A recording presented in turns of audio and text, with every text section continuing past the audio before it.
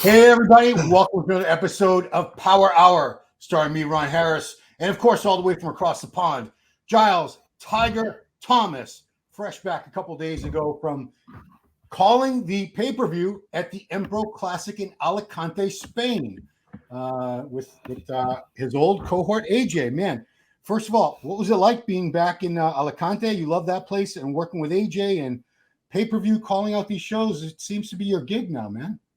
I'm feeling all loved up, mate, because of all the love in the air from, it was just such a good experience, because I think this was, I think it's the fourth time I've done live stream commentary for Emilio. And it's nice to go back to that same venue, with the same promoters, but see how basically he's improved as a promoter.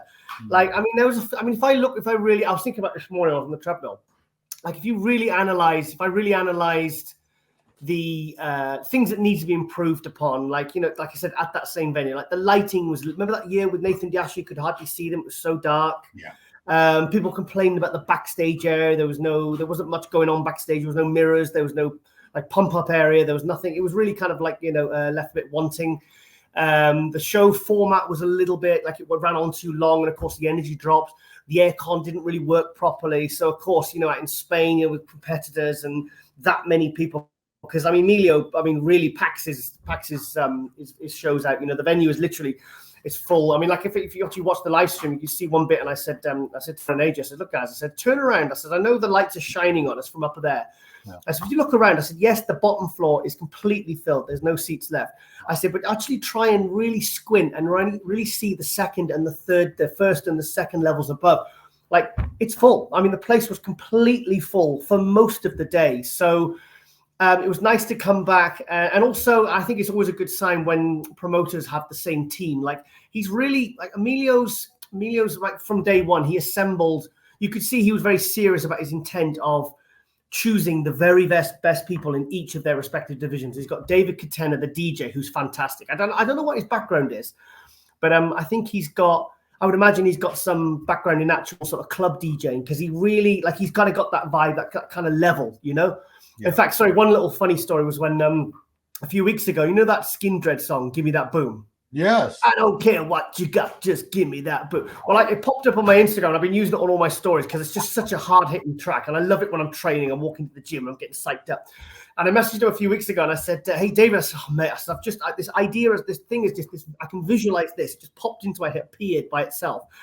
Like, for the pose down music, this bit when the music drops, when it goes, give me that boom. I said, I've just got this visual of the flames coming up behind on the back of the stage, the pose down. I said, you can just, gives you a shiver just thinking about it. So we kind of messaged back. He says, yeah, sure, Giles, I'll add it to the list, blah, blah, blah. I was like, yeah, he's not going to do that. So anyway, at the show, I was like, obviously I'm paying attention to the show. We're kind of really immersed in what we're doing. And all of a sudden the music, and I thought, hang on a minute. And within a couple of seconds, I looked over, and David, the DJ, was like pointing, going, yeah, like that. And I was like, yeah. I said, oh, it was just one of those little moments that, in 10, 20 years, I'm never going to forget. It was just a really cool moment. But it was, but anyway, yeah, so it's, what a show. I mean, Emilio is, Krizo, Bonac, and Behrouz. What a top four this was. Yeah, I think that was a hell of a top four. It was kind of as I predicted. Just ask me a few questions, and because otherwise I'll just be all over the place. Yeah, this is pretty much the top four that we called in our preview, but it doesn't make us Nostradamus or anything. Krizo was one guy I think we were expecting a little more from in terms of condition. Behrouz delivered. And, we'll talk about it a little bit more, but we both talk about posing and how important it can be. I think Behrouz might have lost this show because of his posing. I just don't think he displays himself as well as he could. Well, actually, funny enough, I've literally just messaged Milos, because it's funny because on the day I was expecting my phone to go crazy, with all the comments, and Milos he's rooting for his guys, but I didn't get a single message off Milos. So anyway, I said to him, he started messaging me today, and I was saying, I said, look, here's my take. I said, come at me if you want, but at the end of the day, I was there, you weren't, because he's done that with me before. Yeah. We were arguing about Andrew Jackson, the Arnold Classic, and then right at the end, he just shut it down. He says, "Well, I was there, you won, you won't." And I said, "Well, it's end of discussion." But then, funny enough, the other time when what were we arguing? We were always arguing. We were arguing about something, and I said that as well. But because obviously we know we have a difference of opinions, and he always likes to promote his guys. But I said, look, here's what I think. I said the pre-judging, I gave it firmly to Bonac. I think quite not clearly, but it was Bonac absolutely nailed it like I haven't seen in since the 2020 Arnold Classic. Is that okay? You can hear me? Yeah. So this was I'm still getting. Yeah, keep going. So Behrouz. Yeah. And, so and the pre-judging, Bonac, you can hear me. Yeah. What's that noise? What's that noise? Sorry, somebody's trying to break into your head. Yeah, I think it's next door. Sorry, it was confusing because I got the headphones on. Yeah, so the pre-judging, I gave it quite clearly to Bonac. Behrouz looked good, but I know with Behrouz, like I said, when he did Romania in 22, he's one of these guys that just in like the matter of 3 or 4 hours, it's like a couple of weeks difference. So I was expecting that to happen again, and it did. But at the night show, Bonac came out and he kind of like his legs were like they were a couple of years ago, where they just go that little bit, they lose that crispness in his quads. He turned to the back, and the hamstrings that I was going crazy about, like the deep separations between the quads and the hamstring when he was doing like his rear shots, that was kind of a little bit blurry. And then Behrouz just like I said, it's magic what he does.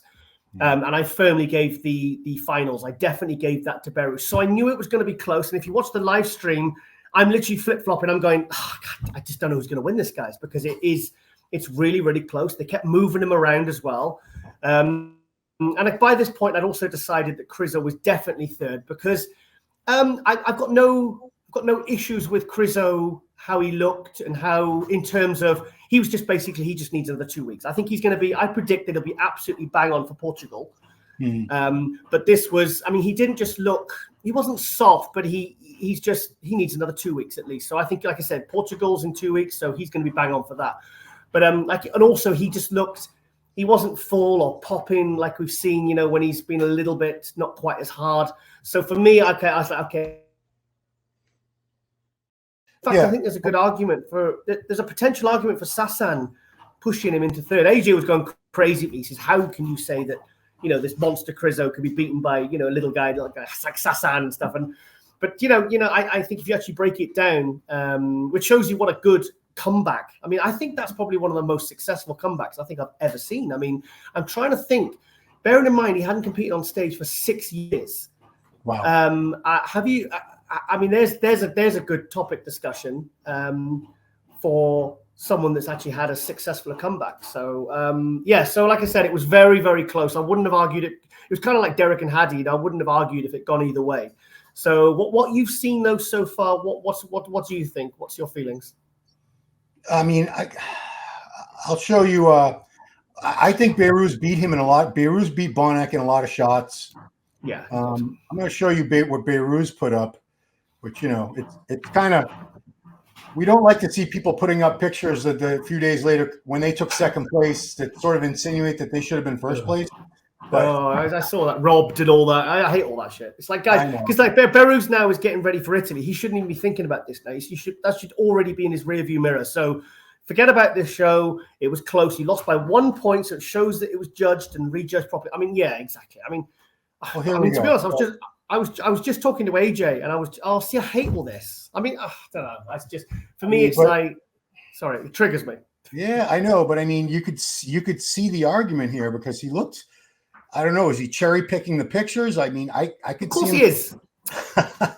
Of course they always do. In fact, bloody Milos is a bugger for doing that, because he'll do someone where he's kind of in the bad light, halfway through the pose, not hitting the pose. And I mean, they must spend hours picking the right photos where his athlete looks the best and the other one. I mean, he is a bugger for that. But I mean, like, at the end of the day, it's like you can't get that's his athlete, whatever. He wants to promote them and stuff like that. It's kind of probably what these guys see as part of his he sees it as basically supporting his athlete. And to me, I find it's kind of annoying. Yeah. I mean, it's kind of a bad look because it's not respecting the judges. But he got some first place. He must have gotten at least one first place, because when you lose by 1 point, it means because they dropped the high and the low score, it means somebody gave you a first place. One of the judges did. Yeah. Behrouz's posing is shocking. I mean, it's like, I said to Milos, I literally about 2 hours ago, I messaged him. I said, look, I know, because they've never actually met physically face to face. Oh, really? Oh, yeah, been working together all these years. I mean, it happens. Everyone works remotely. He can't get to America for now. So Milos hasn't been over. So I said, look, as soon as you're able to get either you to him or him to you, just allocate 2 full days, literally a full weekend. The first day, to be honest, you don't even need a day. You need a few hours to get his compulsories absolutely bang on. The transitions absolutely bang on, because transitions, even in compulsories, are important. I know people think it's not. Like the way, letting stomachs go and stuff. I mean, I was saying he had a bad stomach, but I'm saying like that, examples of that, of why it's important at things like prejudging. And then the final, and sorry, it's really distracting, that banging. What is it? Somebody doing it's going on. They're doing some. Yeah, I mean, I live in the countryside. And it's like, there's hardly any neighbors, but the one time there's noise is when I'm bloody recording. And another one, I said, because he's got everything. He's got size. He's got condition. He's got beautiful aesthetics. The quads from the front have improved. They still could do with a little bit more sweep from the front. He's kind of like Nick Walker. From the side and the back, they're great. But from the front, they just need a little bit more pop. He's got very good compulsory poses. He's got a really nice midsection. He can do compulsory shots. He can do artistic shots. So he's hard to fault. But imagine if he put and even to do things like music choice. Like his music choice is just like, really? That's what you chose to pose to?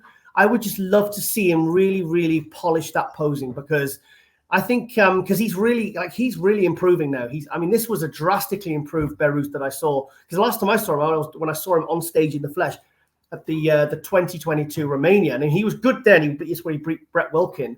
But I'm telling you now, he's already at another level now. So fingers crossed this guy can get. Fingers crossed he can get a qualification, and also fingers crossed that he can get to the Olympia. Because to be honest, those two they're not guaranteed. So there's a lot to sort of hope for from Behrouz in these coming weeks.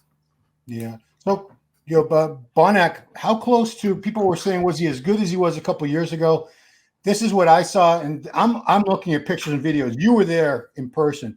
It looks to me like his obliques got a little bit thicker, and his arms might be a little bit downsized from the front and the side.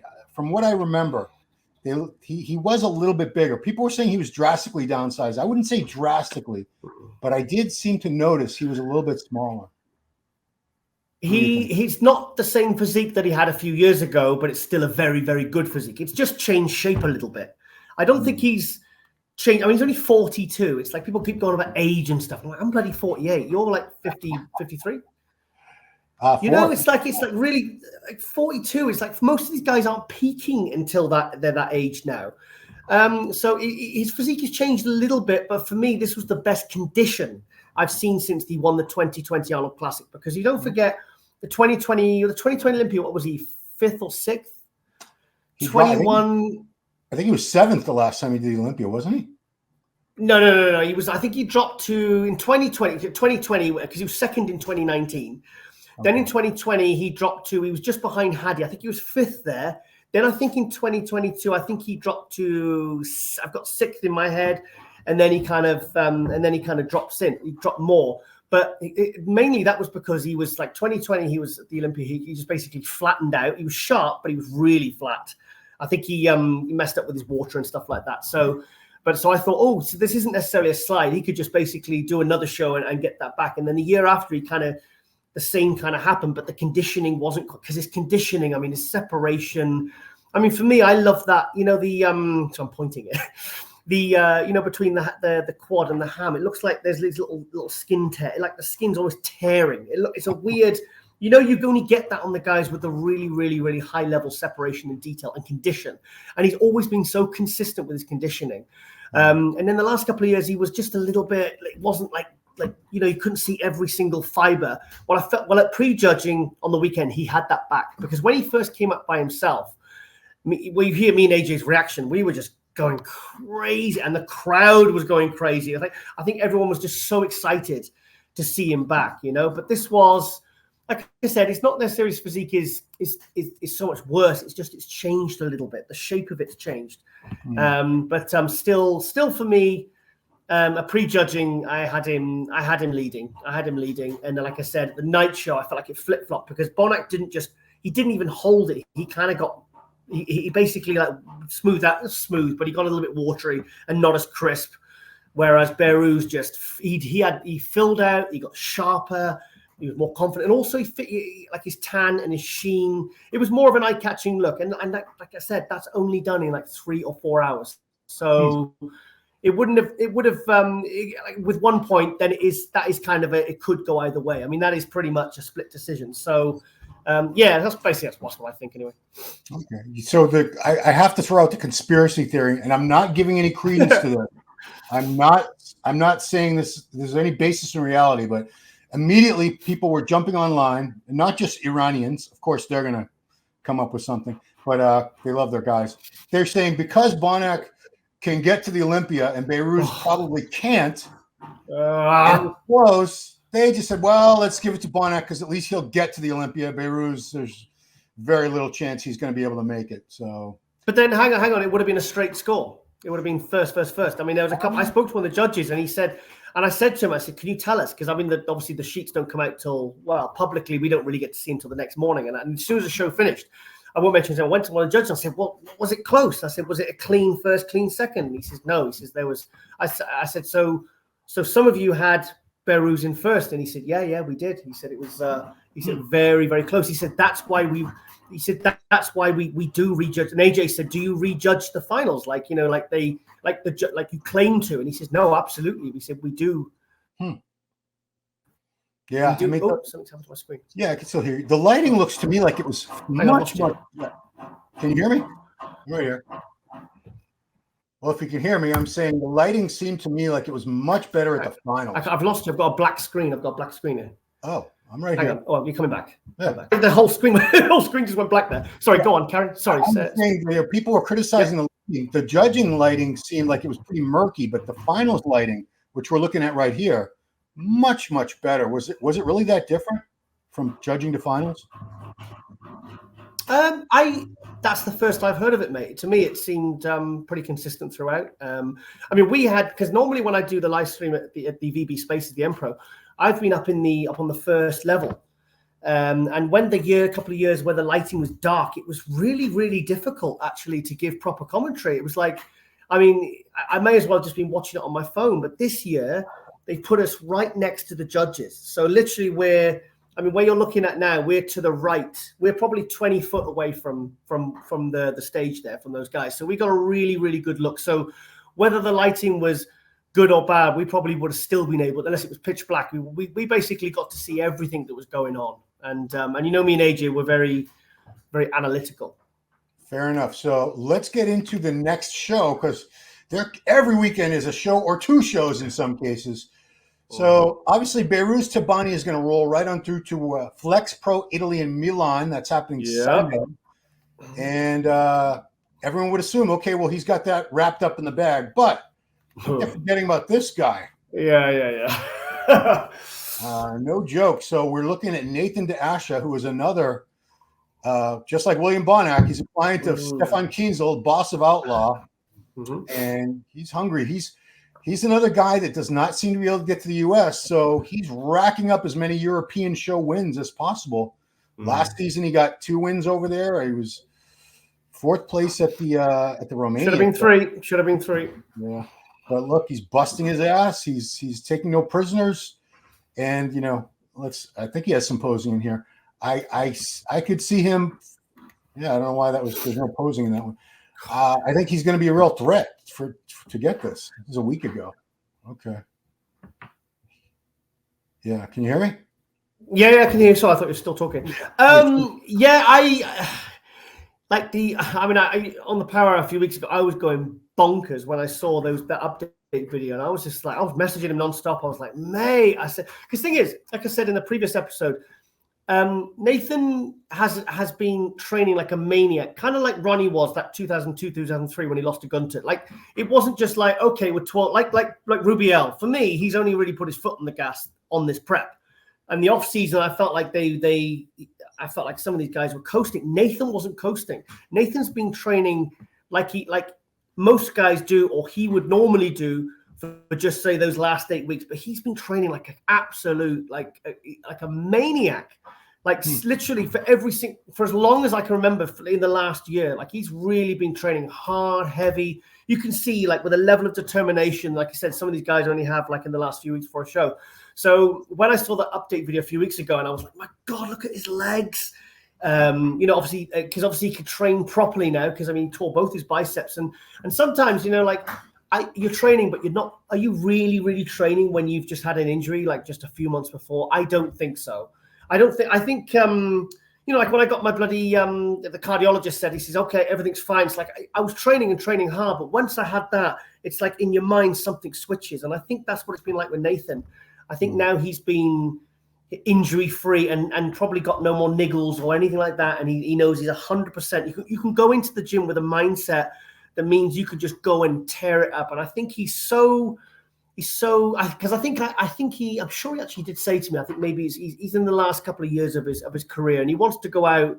I think he just wants to rack up as many pro wins as he wants. Like kind of Ashley Colt was, so she's going 50 this year. You know that, okay, you're probably coming, you want to finish your career strong, like Lee Haney did in 1991. You want to go out, with a ton of wins, not like kind of just dwindling off and sort of fading away into obscurity. You want to start strong and you want to finish strong, because Nathan turned pro in 2014. He did his first. I was there, his first pro show, sat with Ronnie when he's pro debut, second to Ruli, his training partner at that time, and he's just and he's had a fantastic career.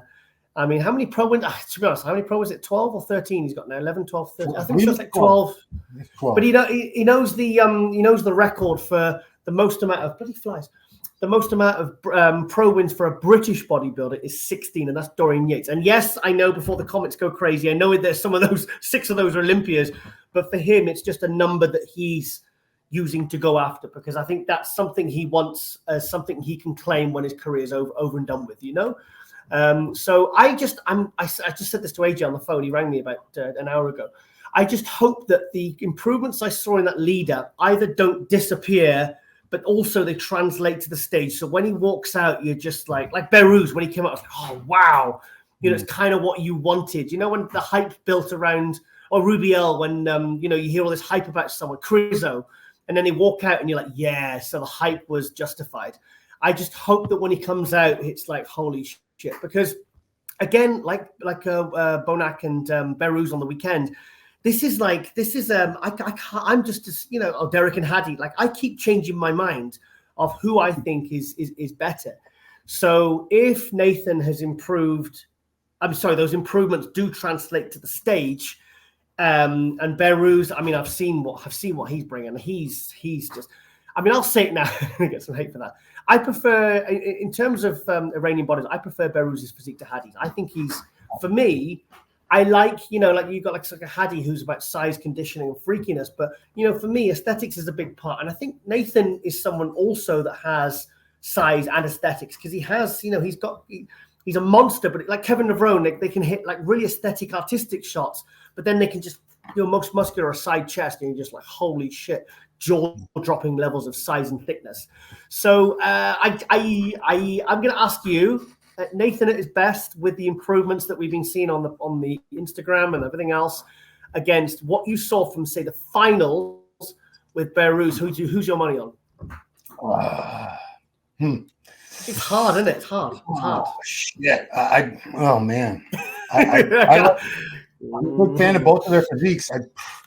Based on what I just saw, maybe it's because he's fresh in my mind. I think I would go with Behrouz. Yeah, possibly. What? I haven't seen Nathan in a while. Let's look at. The thing is, like Behrouz's weak point for me was the quads from the front, but he's brought them up. I'm not drastically. They're not like a glaring weakness, and I'd probably say, to be nitpicky, I think Behrouz has got slightly better compulsories. Like then there's certain shots where like Dorian, where the physique really comes. I said this to Bonac and Behrouz. It's like your physiques really come together in the compulsory poses. You know, that's why Dorian always beat Flex Wheeler, because his physique looked best in the poses that you're actually judged on at prejudging. It's going to be tough, this one, mate. It's going to be tough. I'm going to watch the live stream because I just purely want to see how the crowd and everything, because with Nathan, he's fierce. Behrouz is something obviously I want to talk about in this episode is the fact that if we actually list all the guys left to qualify and the amount of shows that are left to do, I think I predict that, I'm saying it now, I'll put it out there. I think there's going to be some big names not making the Olympia this year purely because they've just run out of shows. And don't forget, if Nathan wins this weekend, or whether he doesn't win this weekend, he's going to do more shows. I spoke to Bonac. I keep calling Bonac. We call it William. I spoke to William backstage. I was there chatting to him for ages. And he's doing more shows. He's not shutting it down until Olympia now. Oh, wow. Good for him. Yeah, so he wants to rack up some wins. Nathan, is not just going to do one show, even if he wins. Right. Rubiel's probably going to do, I know Rubiel's just doing Dubai, isn't he? But I've got a feeling he's going to want to do more shows. And also, I was speaking to some of the competitors, and a lot of them are not just doing the European shows. Some of them are going abroad to do Chicago and Tampa. And so it's almost part of me, conspiracy theorists or what, I kind of feel like there might be some conversations where suggestions are given to like some of the pros and say, guys, if you get your qualification, please, can you shut it down? Otherwise, there's going to be, big names. If you want to Ron, if you want to reel off some of the names when we're done with this, let's put it against what shows are actually left. And I'm telling you, you can see why I think there's going to be issues. That's why I think there's also, I said this to AJ as well later on, I think there's an argument for bringing back the point system. And also, certainly bringing back the point system. And I think there's going to be applications for a special invite. Yeah. So let's keep rolling on, because we got more people doing the Flex Pro that have a legitimate shot. This youngster here, I believe he's 25 years old, Amir Omaragic from Germany. Just took second place a couple weeks ago to Tonio Burton at the Cali Pro. And he was in incredible condition. He's known for his condition. Go. Run. Sorry to interrupt. Go back. Yeah, go back. Only good enough for 9th place. What we're looking at here, that was New York. Go back.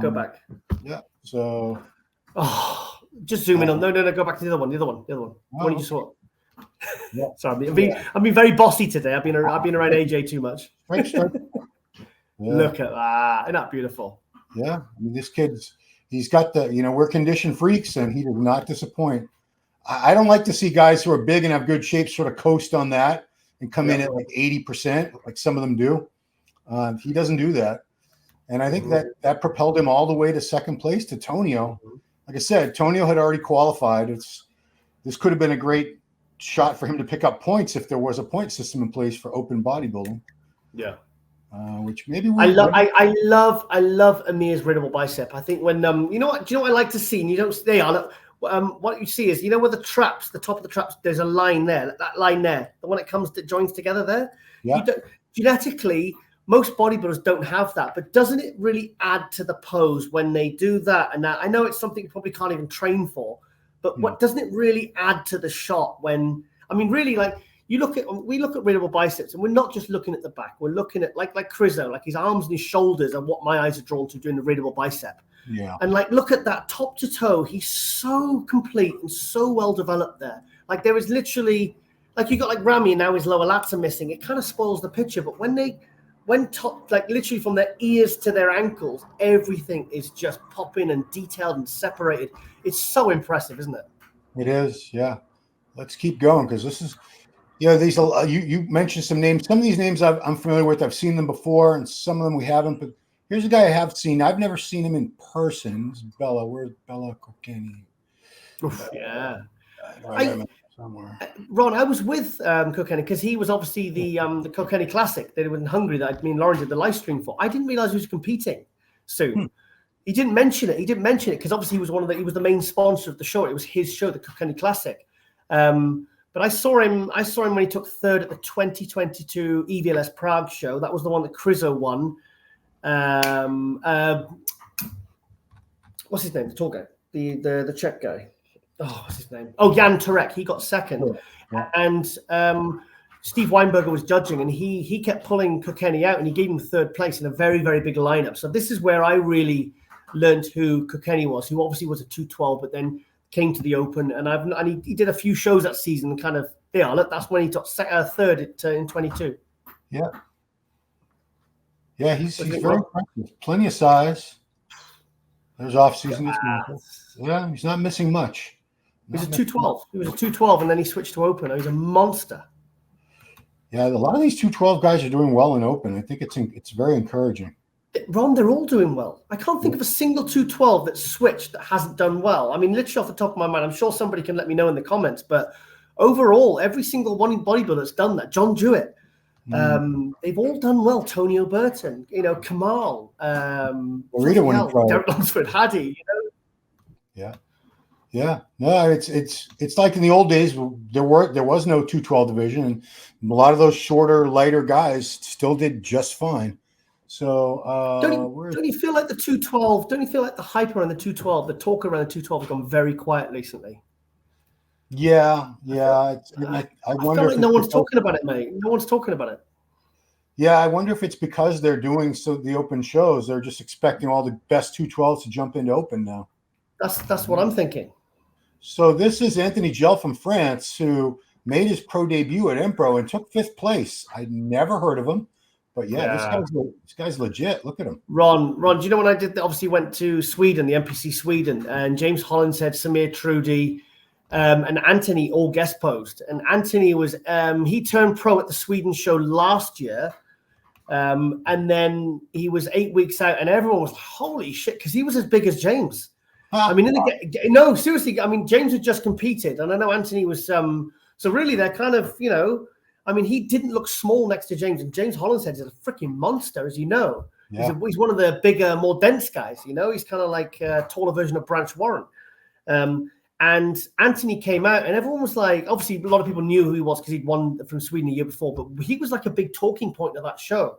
So when I heard that, obviously, because they said 8 weeks out from Empro, and it kind of stuck in my mind. So when I was backstage, I was on a little mooch around backstage last weekend, and I saw him, and I didn't recognize his face at first, and I went, "Holy shit!" I said, "Who's that?" And it was his wife, and I said, "Oh, it's Anthony." I said, "Oh, the guy from Sweden." I said, "Yeah." I said, "Wow," and he posed, and he had the stripiest chest. I mean, it was so like I said, "Whoa, just do that pose again," and it was weird because when they're 8 weeks out, you think, yeah, he's looking good, but the waist's looking a bit thick. And I was thinking, how is he going to look when he comes down? And he looked, I mean, as you can see, he took 5th place in a really, really good show. I mean, he should be really, really happy with that as a pro debut. But my God, what a find, because he's got good symmetry. He's not really lacking any sort of poses or body parts. But to tell you what, he was a real nice addition to the show. And I mean, like I said, take 5th place and get call-outs with guys like Bonac, who's won 3 Arnold Classics and 2nd place in Olympia, and to compare really, really well, he must be happy with that. So I'm glad to see him doing more shows as well. And 27 years old, it says there. That's all he is. Yeah, I didn't realize he was from France. I just because obviously competing in Sweden, so I didn't have it didn't lock in my head of where he was from, but. It's good to see because we haven't seen really many good sort of French, certainly Open pros for quite a few years. They're usually 212s or classics or men's physique. But keep an eye on this guy. I'm telling you that this Anthony, because he's bloody impressive. All right. So next from Bulgaria we have Stanimir Etov. This was earlier this week. Yeah, me and Adrian were really, really shocked with him as well because he's he looked very, very tall up on stage. But he's one of those guys, but look at the roundness, look at the density. And he did, I mean, yes, he was like, what was he 11th in Empro? I think so. I think that's I think he was 11th. But he was one of the ones that kind of stood out because I was like, AJ, look at this guy. And he's the second caller. I said, I don't know this guy. But he's one that, obviously, he got 11th place out of, probably, what was it, 17 men or something. So it wasn't like like a sort of, grab your attention kind of placing. But telling you, structure, he was big, he was wide, good shoulder to waist. This guy basically screams potential. Yeah. So another year or two, maybe gets with a good coach that can kind of, refine that physique, maybe add a little bit more size. Get with Milos. There you go. I'd love to see. I think this is. I don't know much about this guy. I'm going to actually follow him on Instagram and try and get some more info. But here's a guy that, maybe another year or two could surprise us all. All right, from Poland, this was Paweł Kowalski, who just did the Alicante show too. Monster. Yeah, monster. Because it's funny because he actually had a physique similar to Christine Wolski. Huh. Actually kind of similar name, similar physique. But he's another guy. I think he took 7th last weekend, wasn't it? Probably. Yeah. No, I thought we wrote it down. I really like this guy's physique. Very good. Like it's nice to see so many new guys coming through. Good balance. Like I said, another guy I need to know more about. Very, very good. He got good placing, and I'm looking forward to seeing what he brings. Because, like I said, I don't know. I'm imagining this is his first season because I don't know. I've never heard of him. He's not sticking in my mind. Be keen to know more about this guy, and I'm looking forward to seeing what he brings this weekend. He looks very young. So next up from Germany, Justin Musial. I don't know how to pronounce it.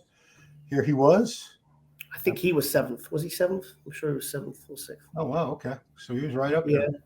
Yeah, he was good as well. Like I said, I wanted you to bring all these names up because these are the guys that I didn't really know anything about, and it was nice to see so many new faces. And yes, they're not, like I said, they're not sort of pushing Krizo or Behrouz, the more seasoned, more sort of experienced, more higher ranked guys. But it's so nice to see so many good new European guys coming through and really making an impact because if they get with the right coach or they just keep improving, in a year or two, these guys could be taking some top placings. So another great potential from Europe there. Okay, so the last guy I want to talk about, another excellent European competitor. I saw him crushing it at the New York Pro. Christian Wolski from Poland. So this was earlier in the week. Great shot, that, isn't it? Yeah, he's just got beautiful. It's like a classic physique, but a little more size. He's a big dude as well. You see him on stage. He's really because he's very well put together and. Like I said about some other guys, like his physique comes together in the compulsories. He's very hard to fault. I remember when he turned pro it was 2018. I think it was the Two Bro show went to August 2018. That was the one. He was what class was he? Was he heavyweight? I think it was a heavyweight, and then he won the overall and got the pro card. But he's had top 5s, and what was it, 3rd in Cali? Was it? Yeah, well, let's see. How did he do? 3rd place, yeah. So yeah. So he's, for a European guy to go over and get top 3 that Cali show was absolutely stacked. Normally, like I said, you get the first 3, 4, 5 guys that are good, and everybody else is just either out of shape or just complete unknowns or just not of the same standard. But the Cali show was really, really, really strong completely throughout the show. But so what's your take on Christian, mate? Christian, I was very impressed with him in New York and Cali. That was just a web. There wasn't a webcast for that. What am I saying? That's a show. Oh, yeah. Come on, guys. But like I said, he's got a little work to do. I could see a little more filling in the chest. Condition. These pictures are not doing him justice. They're not, are they? They're not. I was just thinking that. I think it looks really washed out, doesn't it? He's leaner than that because. Even that, that's pretty cool. That's a good shot. I like those shots where they're not front on, but from the side. There you go. This was New York. That's what he really looks like right here. Yeah.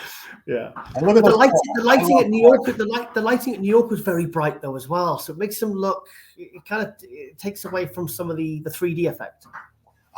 This is Gilco footage, so of course it looks tremendous. But so impressed with him, and he'll be in that first call out at this show. I have no doubt in my mind. Yeah, look at his calves. And I interviewed him a couple of years ago. He's prepped by Mauro Sassi now. And I tell you what, since those two started working together, the magic's really started to happen. And I'm happy because I like to see these. He's not freaky, but he's just look at the flow there. Look at the X shape. Look from the calves up to the bloody triceps, the delts. Everything flows. Everything fits together.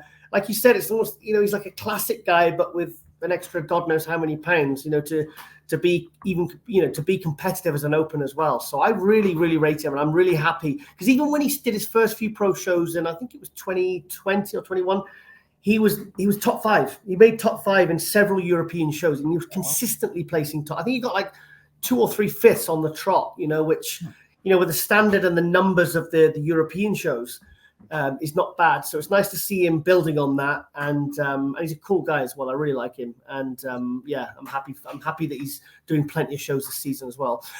Sorry, one person I want to mention as well is Cuba Sealan. I can never say his last name. He was coming last in quite a few sort of open pro shows, the British Grand Prix and stuff like that. And even last year, the year before, there was talk of him switching to Classic, and I think he was prepping for Classic, but he just couldn't get down, and he pulled out. And then he ended up doing the Open. But he really shocked me at the Empro on the weekend. He came out and I went, wow, you can hear me on the live stream. I was like, wow. I said, this guy's put on, looks like 20 pounds of muscle tissue he's put on. Oh, have you got him? You bringing him up? Oh, wicked. Yeah, look at that. I mean, he was not small. And I messaged him and I said, mate, how much did you put on? I said, because I had a photo of him, a really nice photo I took him on stage with my phone. And I said, mate, you look 20 pounds heavier. And he says, I was a full 11 pounds heavier, which I think he's maybe 5'8". I don't get his height wrong. Guys like when they get the height wrong. Maybe 5'8", 5'9". He's kind of, but he was really improved. Nice deep abs. And he was stood in the lineup with like his fists, like a superhero. Like he was like on the, in the lineup. And I said to AJ, look at where he's just stood there, relaxed there, flexing his abs and his legs. I said, he looks really, really good. And it's funny because they messed up the placings when they did the announcements. Oh, no. And he was announced as, I think it was 7th or 6th. And I was like, yeah, good. He's got a really good placing. And then basically it turned out he was 10th place. So one of the reasons I messaged him and I said, mate, you deserve to be at least 3 spots higher. I'd like to have seen him maybe 6th, 7th place, but it's nice to see. And I talked to him in this morning. I said about doing Italy. So I see his name on the list. So I sent him the details for the Italy show because I kind of making out like he didn't know anything about it or whatever. So I just sent him that and he says, it looks like I'm doing that one now. So he's in, and and I hope he gets I hope he does get like a good, sort of 5th, 6th, 7th placing, because it shows that he's really, really improved, because he was kind of like really at the back end of the pack, and now he's starting to, he's really took a big jump up there. So I'm really happy to see he's coming back and he's making improvements and he's moving up. So because like I said, that was to me, he was the most improved competitor in the entire show. Yeah, I wish I had better stage shots, but that's all I could find on his Instagram. So let's get into this. Qualified for the Mr. Olympia. These are the men who are now qualified: Derek Lunsford, Hadi Chupin, Samson Dauda, Theo L, Rafael Vandel, Martin Fitzwater, Nick Walker, Tony Burton, Akeem Williams, Brandon Curry, William Bonac. Okay, we know they're good. These are the guys that still need to pick up their qualification at one of these shows. Oh, you've done it. You've made the list. Yeah. Oh, good. Well, thank you, Ron. You're the best, mate. You're the best, bro. On screen. So Krizo, Behrouz, Hunter Labrada, who I thought was going to do the Flex Pro Italy, but he's not on the list right now. Nathan DeAsha, Andrew Jack, Rubiel Mosquero, Regan Grimes, Andrea Presti, Hassan Mustafa, Charles Griffin. Of course, there are about 300 other pros who aren't qualified, but I went with top 10 Olympia guys. Yeah. And here's what we got left. We have Flex Pro Italy, that's 1. Mr. Big Evolution, 2. Vancouver Pro, 3. Chicago Pro, 4. Dubai Pro, 5. Is that right? 1, 2, 3, 4, 5. 6 Tampa Pro, Texas Pro, 7. Italy Pro, 8. So there's 9, and UK Pro. So there's 9 pro shows. And how many guys are on this list? 1, 2, 3, 4, 5, 6, 7, 8, 9, 10, 11. Oh no, there's going to be some. Well, I think Presti's out for the season because he had that stomach virus, so I think he's definitely out. I've heard nothing from Charles Griffin. Hassan Mustafa, Krizo. I'm sorry, Andrew Jaggs. I mean, could you imagine 8th place, 5th place at Olympia? He's won 2 Texas Pros, the All UK. What if he I'm telling. It's not like a question of trying to imagine it. There is going to be some of these big names, and I mean, like there's some names there, but some really big names that aren't going to qualify. So I'm guessing what's going to happen? Are they going to just all of a sudden bring back the point system? Are they going to extend some special invites? And I don't know. And if they do, what reason are they going to give? Because you saw the fuss that was kicked up over Derek Lunsford and like Rami and stuff like that. It's like there's going to have to be some very creative reasoning, which I think is going to be. I think there's going to be a lot of controversy this year, and I think there's going to be a lot of unhappy bodybuilders because you know for a fact that Nathan ain't just going to, even if he wins in Italy this weekend, he's not going to just shut it down. No. And then he's going to think, oh, I've just won that. Or if he doesn't win, he's got to keep competing to qualify. So who else is there? Regan, I don't think Regan's doing much. Is he competing? Regan, yeah, Regan, he's looking enormous, but I haven't heard about any competition plans. I heard he's out. I'm sure I heard that he's out for the year. He's taking 2024 off. So you can remove him, but that still leaves 9 pros and 9 shows? Yeah, so that's perfect. Everybody wins a show and they all go to the Olympia. It ain't going to work, Ron. It ain't going to work out like that. So it ain't going to work out like that. Yeah. So yeah, this is going to be tough. This is going to be really tough because Rubiel. We want to see him in the Olympia. What about Carlos Thomas Jr.? Well, that's right. Carlos should be on that list too. My bad. Yeah, I don't know if he's going to keep going this season or not. I haven't heard anything about it. Yeah, he's taking his time in because there's that stomach thing, so he's not pushing himself, which is smart, I guess. But for us fans, we just want to see him do tons of shows till they qualify. And I'm sure there's probably names we've left off there that would be that people are going to want to see at the Olympia. So yeah, like I said, I was going with guys who have been in the top 10 before. Obviously, there's many other great competitors out there. So please don't feel slighted if you weren't on the list or if your favorite bodybuilder wasn't on that list. Not my intent to ever slight anybody. And we're going to put a target on our back if we say, oh, I think so-and-so is not going to qualify. We think so-and-so is not going to qualify. Right. So because the thing is, we've got no way of knowing because we don't know what's going to happen now. And the thing is, like, what about, AJ calls him the Source guy, Ross. Yeah, Ross again. I didn't have him in the list, but Ross has been up there. But you get guys like that who come out of nowhere and go get a qualification because they turn up in condition and the guy that you expected to win, just comes a little bit off or just get beaten by someone who just on the day is better. So it's not like we're basing this upon names and previous accomplishments. But what about the guys that, have been keeping things under wraps and they've made improvements that we're not really aware of yet? New guys, because there's new guys coming into the industry. We had Carlos Thomas Jr., we had Justin Krizo, we had Rubiel, Andrew Jack, new guys that come in and go boom and just steal the show. Right. Yeah. There's people that we're not even thinking about right now. They're not on our radar. Every couple shows, somebody just impresses the crap out of us who we never saw coming. And we typically say it's the classic. No, it happens in open too.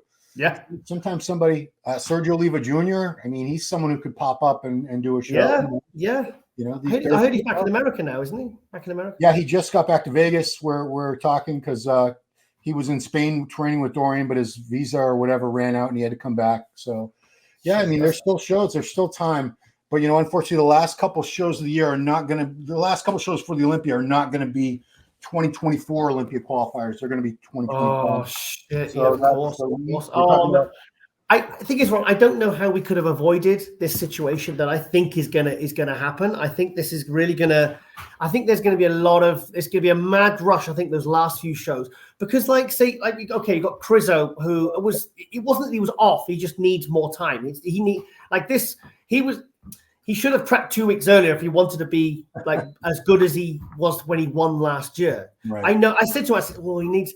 Then when I heard someone told he's always doing Portugal, it's like, yeah, another 2 weeks and he probably will be absolutely bang on. Because as soon as he came out, I was like, yeah, and you could see him backstage. He was trying to get a pump and, probably with the water thing, he probably pulled water too hard because he thought, oh, I can dry out. But then it didn't. It just made him look flat. So he was probably struggling to get a pump. And, the big guys, they need to be nice and full and you can't. So it's going to be. So just guys, fans, be prepared for some of your favorites to not be in the Olympia this year. So, do you think they should bring the points thing back to maybe possible? What about Vlad Sirotko? He's competing in a few weeks. I saw he's prepping. I assume he's doing Dubai. Which he said no. I'm sure. No, actually, I'm sure. I said, "Are you doing Dubai?" And he says no. And I was like, "Well, can you give me more than that?" Or what about Foda? He's looking incredible. There's a guy that could stand up in an Olympia lineup and be a force. Yeah, like I said, there's probably another 10 guys we could throw into this discussion. At least, we had that Olympia 2 years ago when it was jam packed. Was there 27 guys in the show or 28? Something crazy. It's a big lineup. But let's move on because we have one more thing to go over, and this is. Can you see it? Yay! The tour What's this? continues. What's this? Yeah, so the Ronnie Coleman tour is coming back, the All-Star Tour. So you put this together. You had such a great time doing it a couple months. Was it a month? 2 months ago, right? March, yeah. So here we are. This is actually coming up. It's all July. So wow, you're hitting Alicante, July 7th, July 8th. You're going wow. And one day after that, you're going to be in Glasgow, Scotland. Yeah. The day after that, you're in England. That's not too far. 11th. That's James Hollinshead and JP's, trained by JP, Jordan Peters. That's their new gym. So it was perfect timing by coming to them with this event that obviously they knew would draw a lot of people. So they're really, he said, "Oh, Giles, this is perfect timing. Thank you so much for coming to me with this." He said, "Yeah, put me down for him." Absolutely.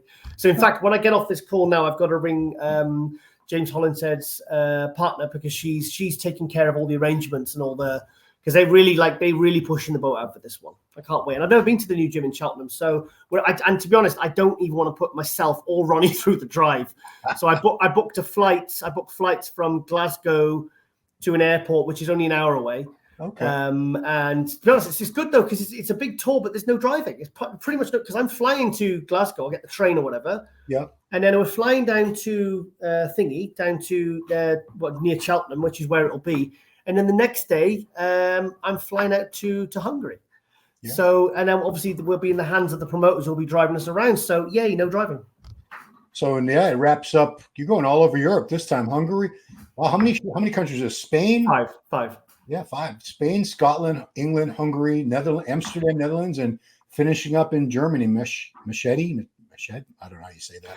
We need to talk about this new expo as well, because I mean, kind of because they've recruited myself and Lauren to do the live stream commentary, because there's a pro show there.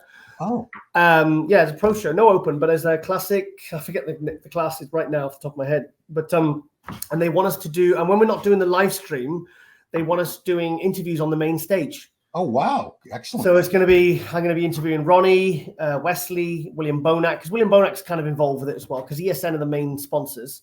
Because they sponsor Wesley, and obviously they're a big European company. They are spending serious money. They were sponsoring them the Empro on the weekend, and they had a little stand there. So so we're going to be doing. Yeah, who else is going to be there? It's going to be, I'm sure Kevin Lavroni's there. James Hollinshead's going to be there. But there's a lot of there's all different sports. It's going to be, they're basically trying to do, what Body Power, the Arnold UK is doing, Pro Show, a lot of different sports. So the Euro Muscle Show, guys, keep an eye out for it, because it's a new one. And I want to show support, because I remember the first year of Body Power back in 2009. And it's nice to be part of something, because the guy who's running it is from the UK. So we talk most days, me and him. So I'm trying to connect him with all the people in the industry that can put the hype out and really start building, because imagine the work and responsibility of your first year, the financial commitment to running an expo in a different country, flying all these different people in. So I've been trying. So I kind of I've had to build because he wanted to get Ronnie there, and he said, so what I said, well, look, what if I build the tour around it, then we can do it, and it won't. We'll sort of, rather than that financial commitment to just doing that, I said, look, with Ronnie's more likely to say yes if I can, get him some appearances and stuff. So that's what we've done. So it's basically, we've all worked back from that event. Oh, wow. And this is what we've come up with. But Ronnie was so great to tour with in March. He said when we were in Belfast, he says, "Do you want to do another one?" I said, "Well, when do you want to do it?" And he says, "Well, when does the weather get nicer in the UK?" So and also I'm collaborating as well with like Ildiko Baranets from the Hungary people. I mean, they're just lovely people. They're really she loves Ronnie. When she was driving us back to the airport, she was reeling off some of the names of people that she'd like to get to Hungary, because apparently they did. She brought Flex Wheeler there back in. That was the last year that Flex competed. Was it 2000? She said it was the last year that he competed, because he did Hungary. I think Hungary was his last pro win ever. Yeah, then he came back and did Classic about 7 or 8 years ago for one. 2017, that was 2017. I want to say 2001 was his last. No, because he did the 2002 Olympia. Remember, he came back and got 8th. Okay, natural. So I think that was it. 2002. I think that was it. I think it was 2003 because I think he did that was the time he did the Pro Ironman backstage and his lungs started filling up. Oh gosh, yeah.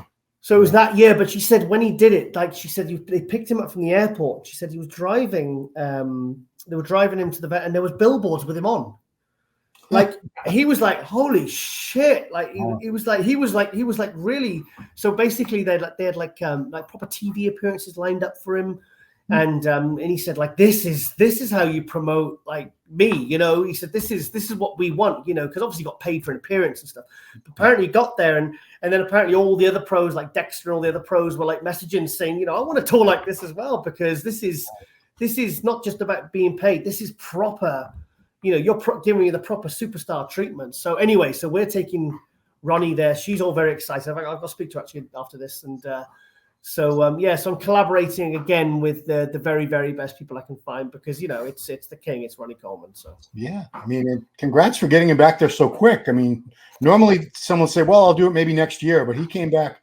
This is like a three-month difference. This is amazing. Great for the family. He asked me too. He says, let's do another one, man. He says, this is awesome. You know, because obviously it's you know, it's like you said, he's kind of in the last few years, he's gone to another level of fame. And I think you know what Ronnie's like. He likes to work. He never complains. We're also getting some, we've got a design done. We're going to get some tour t-shirts done. So we're going to be selling those at the thing. I'm going to limit it. I've got a number in my head of what I'm going to limit to. So, like, you know, and obviously all the branding on and stuff like that for the tours and stuff like that. So it's like we're finding new ways to kind of, you know, make these tours even more special. But this one is going to be, I mean, it took me about 2 weeks to recover from the Wesley tour, but that was purely in the UK, but that's because it was all the driving. Yeah. You know, but this one is going to be flights. And then for the international ones, we've got a day of travel, you know, because obviously what happened with the last one, when the flights got cancelled, luckily I had that extra day of travel. Whereas if we'd been flying in that morning and, you know, like I did with Ireland, and those flights had been cancelled, we'd been screwed. The whole thing would have fallen apart. So in my head, I was like, no, if you're doing international, do a day of travel, you know, and get there nice and early. And so that's what I've done. That's what I've learned and what I've applied to this one. So, yeah, I'm really excited, mate. Really excited. Right on. Well, congratulations on putting that together again. Congratulations on doing a great job on the pay-per-view commentary at the Empro. You got a lot of props on that. A lot of people were commenting how much they enjoyed your commentary. John Jewett messaged me and he sent me. I'll read it. Sorry, this is really like self-indulgent, but it was really really unexpected actually to get this. Yeah, he was John Jewett. Hang on. John Jewett. Where is it? I think I saw it. Yeah. Oh, it doesn't matter. Yeah. So, and he said, like, Giles, he said, just let you know. He says, completely out of the blue. I mean, AJ were having dinner and a glass of wine back at the hotel. And I was like, read that. And he said, I've watched the whole thing. He said, that was the most informative, entertaining. Because it was because, like, the thing is, when, you know, we, AJ, Lauren and stuff, we have so much fun doing these. And we were completely immersed in what we're doing. Sometimes we forget that we're even online, you know, because we're having so much fun. And it was I think the funniest moment was one bit when I was trying to explain, you know, how Behrouz and William Bonac had flip-flopped. And I said, really? And I said, so one's got better and the other's got worse. And I was trying to explain it. And I said, hey, Jess, I feel like you're not listening to me.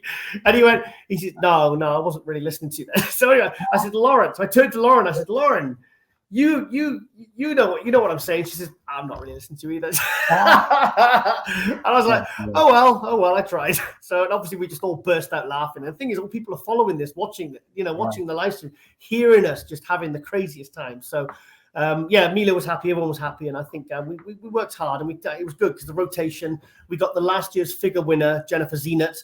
We got her to come on. Her and AJ did the figure together. Robert Phil, the wellness coach, came on with Lauren. They did wellness together and enabled me to have plenty of breaks and, you know, and also network. And AJ was obviously doing stuff for his Instagram because he likes to get all the videos backstage. So we got like the three of us with the two like sort of special guest co-hosts. We managed to get a really good rhythm going. And I think we did a good job. I think we definitely achieved our mission. You did, man. Great job. So that's it, guys. That's going to wrap up another episode of Power Hour with me and this man, Giles Tiger Thomas. If you like what you're seeing, please subscribe, like, share, ring that bell. Doesn't cost you a darn thing. Helps me out as I try to grow this channel. Appreciate you being here so much, Giles Tiger Thomas, my man over in the UK. Mate, as they say over there. We say bro. They say mate. Bro. And Ginger Reese behind the scenes in Long Island, New York. Big part of this channel too. Can't do it without you, Jen. So that's it. Thank you, Giles. Thanks everybody for watching. We'll see you next time on another episode of Power Hour.